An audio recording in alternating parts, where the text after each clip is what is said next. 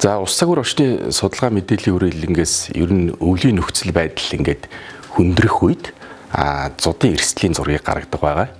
За энэ зодын эрсдлийн зураг бол одоо зуншлахын байдал тухайн одоо үеийн одоо өнгөрсөн 10 хоногийн одоо уур амьсгалын нөхцөл, за ирээдүйн бас сарын одоо прогноз, за одоо зодод гол одоо хүчин зүйл нөлөөлөл үзүүлдэг одоо цасны зузаан гэх мэтчлэн ийм факторуудыг одоо нэгтгэхэд зодын эрсдлийн зургийг гаргадаг ба. За аливаа гамшигт үзэгдлийг эртнээс урьдчилан мэдээлэх түүнд суурилсан дасан зохицох арга хэмжээг авч хэрэгжүүлснээр бол гамшигын эрсдэл хохирлыг бол бууруулах давуу талтай байдаг.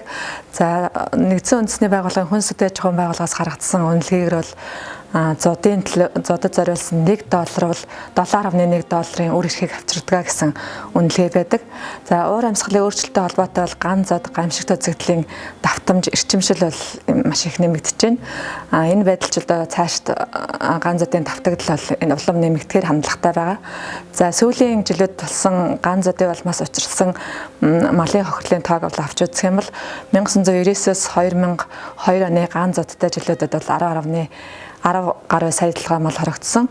2009-с 2010 оны өвөл нэг 10.3 сая дэлгүүр мал, өнгөрсөн өвөл 10 гаруй сая дэлгүүр мал хоригдсон дүнтэй байгаа.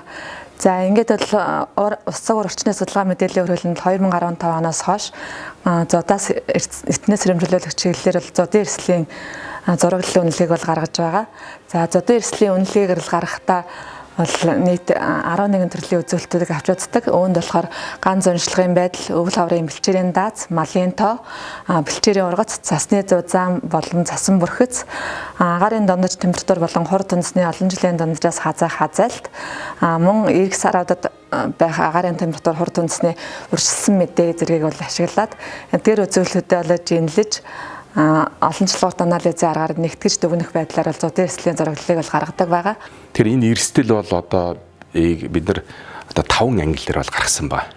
Тэгэхээр энэ зурган дээр бол одоо хамгийн одоо нэн эрсдэлтэй хэсгүүд нь болохоор энэ хөрөн одоо ийм шаргал өнгөтэй байгаа.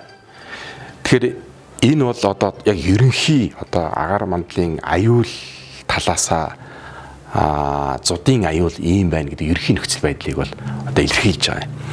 За хүрээлэн бол одоо нүүб хөгжлийн одоо адапт төслийн хүрээнд бид нар энэ хазарт одоо аюулын дор одоо юу өртөх гээд байгаа тийм мал юм уу хүн юм уу тийм энэ өртөх байдлын одоо прогноз буюу нөлөөлийн прогноз руу бол шилжиж байгаа.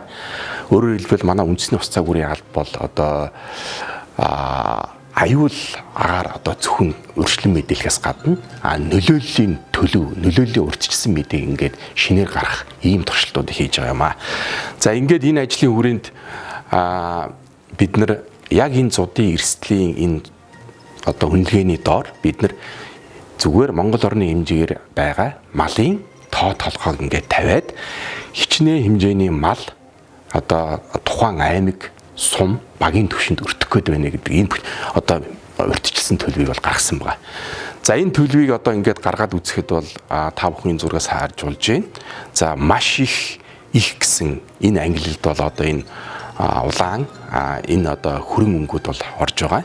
За ингээд энэ чинээс энгийн хэрэглэгчд ямар мэдээлэл авах вэ гэхээр ерөөсөө зодын эрсдлийн энэ аюул доор хичнээн хэмжээний мал өртөх гээд байгаа юм бэ гэдэг энэ энгийн одоо нэмэлт мэдээллийг одоо зодын эрсдлийн одоо энэ ерөнхий зургийн доор авч болно.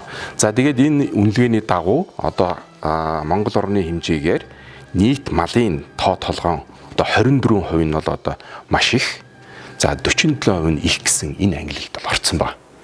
Тэгэхээр энийг үндэслээд одоо тухайн аймгийн түвшинд одоо юу гэдгийг сумын түвшинд бид нар одоо оновчтой арга хэмжээ авах төлөвлөлтийг хийх, тухайн үйл ажиллагааг санхүүжүүлэх энэ болцоог бол шинжлэх ухааны үндэстэй ингээд бүрдэж байгаа гэж ойлгож байна. За улс цагуурын хүрээлэн цаашдаа энэ бүтээгдэхүүнээ бол сайжруулах бол ийм шаардлага байгаа. За ер нь бол одоо эрсдэл гэдгийн одоо ойлголтын хувьд бол аюул, за өртөнг, за эмзэг байдал даван туулах чадварууд бол бүгд орох ёстой. Тэгэхээр өнөөдөр ийм байдлаар биднээсийн гаргасан бүтээгдэхүүн бол аюул өртөнгийг тооцсон ийм бүтээгдэхүүн байгаа. За ирээдүйд одоо бид нэр ойрын хугацаанд бид нэр энэ нийгмийн эдийн засгийн одоо мэдээлэлтэй холбоотой энэ эмзэг байдлын мэдээлэл даван туулах чадварын мэдээллийг оруулж энэ эрсдлийн энэ индексээ улам сайжруулах ийм төлөвлөгөөтэй ажиллаж байна.